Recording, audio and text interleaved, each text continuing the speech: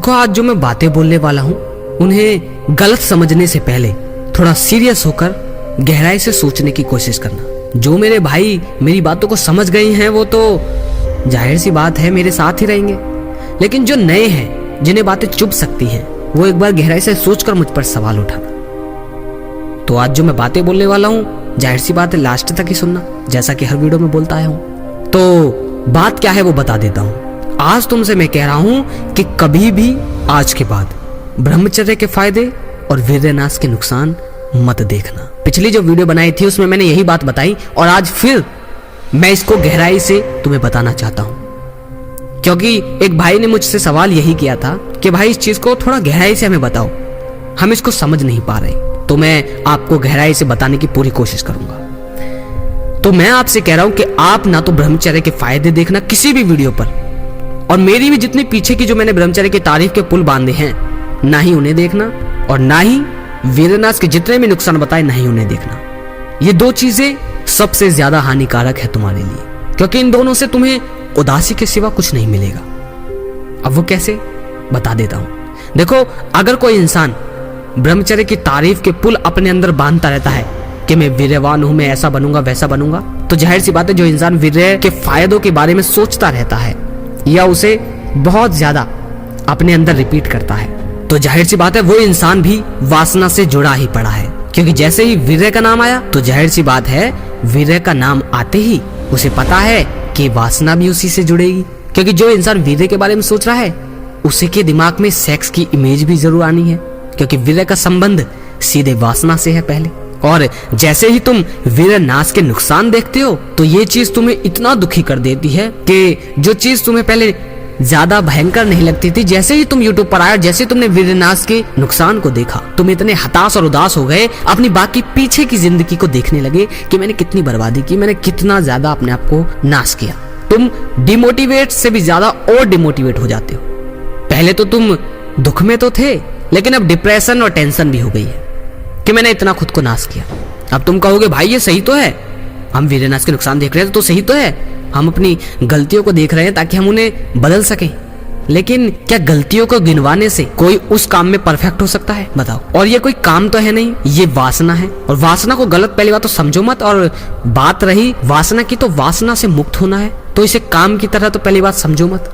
वासना में और बाकी चीजों के उदाहरण में बहुत फर्क है। तो तुम्हें ये दोनों चीजें बिल्कुल नहीं देखनी, क्योंकि जो इंसान ब्रह्मचर्य के बारे में तारीफ के पुल बांधता रहता है जाहिर सी बात है वो भी वासना से जुड़ा पड़ा है, और जो वीर्यनाश के नुकसान देखता है जाहिर सी बात है वो भी लगातार उसी के बारे में सोचता ही रहता है। और जब इंसान ये दो चीजें सोचता है तो जाहिर सी बात है पूरे दिन उसके दिमाग में कहीं ना कहीं पॉइंट पे वही बातें रहती हैं। और जैसे ही वो वीर्यनाश करता है, तो जब उसने वीडियो नहीं देखी थी तब वो वीर्यनाश करता था, तो तब तो उससे ज्यादा उदासी नहीं होती थी, इतनी नहीं होती थी, पर हाँ नॉर्मल दुखी रहता था।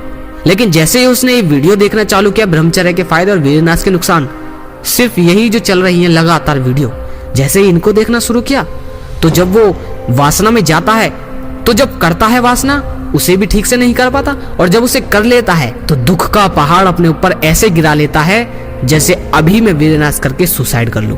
बहुत से लोगों को सुसाइड का मन इसीलिए करता है क्योंकि उन्होंने ये दो चीजों के सिवा कुछ देखा नहीं।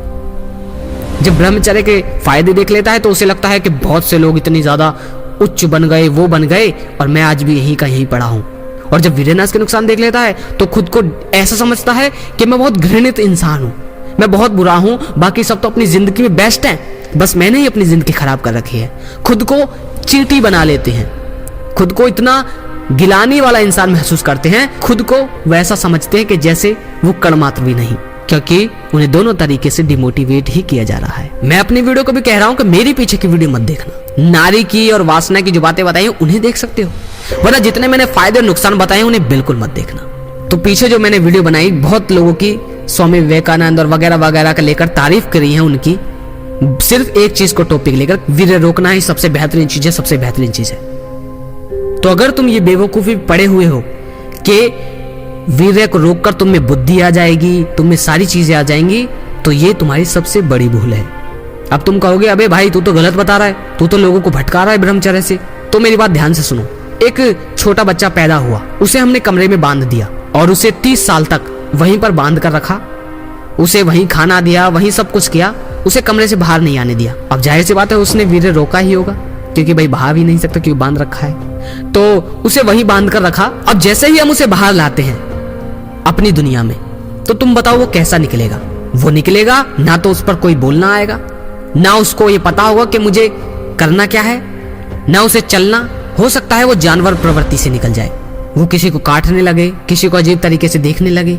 उसे ये पता ही नहीं होगा कि मैं हूं कौन, इंसान हूं या कुछ और। उसे नाम शब्द कुछ नहीं पता होगा। और वीर्य रोका है तो तुम बताओ, सिर्फ वीर्य रोकने से तुम उच्च बन जाओगे? सिर्फ वीर्य रोकने से? तुम बताओ, स्वामी विवेकानंद सिर्फ वीर्य रोकने से ही इतने श्रेष्ठ हुए? देखो, वीर्य को तुम रोकते हो, ये बहुत बड़ी ऊर्जा है, इसी में मानता हूं, ये तुम्हें बहुत ऊंचाई तक ले जाती है, मानता हूं। लेकिन क्या सिर्फ वीर्य ही तुम्हें सब कुछ करवा सकता है? बताओ।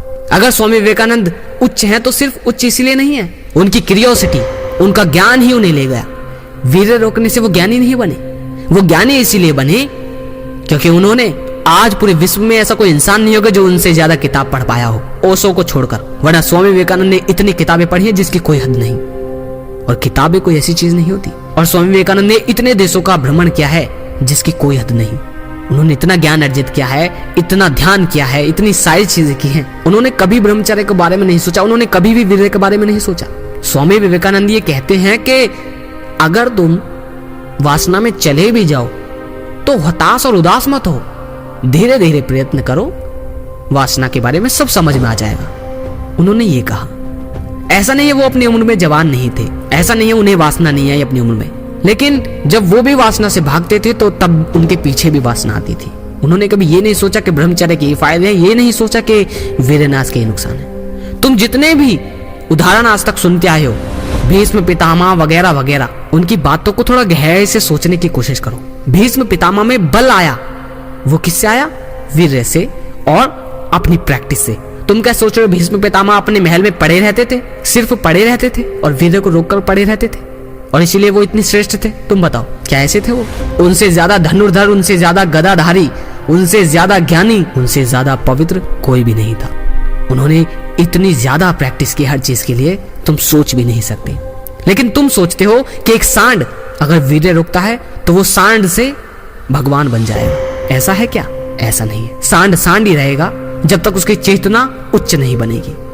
तो मैं दोबारा कह रहा हूं, वीर्यनाश और ब्रह्मचर्य के फायदे अगर तुम अब भी देखते हो और कोई तुम्हें वीडियो दिखती है तो मैं तुम्हें पहले ही सावधान कर देना चाहता हूं, वो वीडियो बिल्कुल न देखना जिसमें घुमा फिराकर तुम्हें ये दो चीजें ही बताई जाए।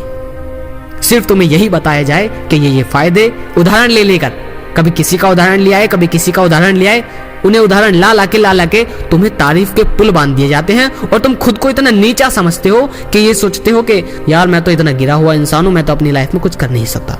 ये दो चीजें तुम्हें बहुत नीचे गिरा रही हैं। मुझे पता है मेरी बातें तुम्हें चुभती होंगी, तकलीफ होती होगी, लेकिन तुम्हें गहराई से सोचना होगा। मैं अगर खुद की वीडियो के बारे में भी कह रहा हूं कि मेरी गलत है तो मैं अपनी गलतियां छुपा नहीं रहा, तुम्हें क्लियर बता रहा हूं, क्योंकि जिससे तुम्हारा नुकसान है और जो छल कपट मैं तुमसे कर रहा हूं पैसा कमाने के लिए, तो वो आगे जरूर निकलेगा। अगर मुझे पता है कि मैं ये गलत सिखा रहा हूं और फिर भी मैं तुम्हें सिखाता रहूं और पैसा कमाता रहूं, तो वो कभी ना कभी किसी ना किसी तरीके से जरूर निकल जाएगा। तो इसीलिए ना तो मैं तुमसे छल कर सकता हूं, ना ही मुझे कोई करना है। सिर्फ एक होश ही ऐसी चीज है जिससे तुम मुक्त हो सकते हो। अगर तुमने यहां तक वीडियो देखी है मेरे भाई, बहुत बहुत आभारी है। और वीडियो में जाकर लिखो, पवन भाई मैं आज से ऐसी वीडियो नहीं देखूंगा। पवन भाई मैं आज से ऐसी वीडियो नहीं देखूंगा। अगली वीडियो में फिर मिलते हैं। जय श्री कृष्णा।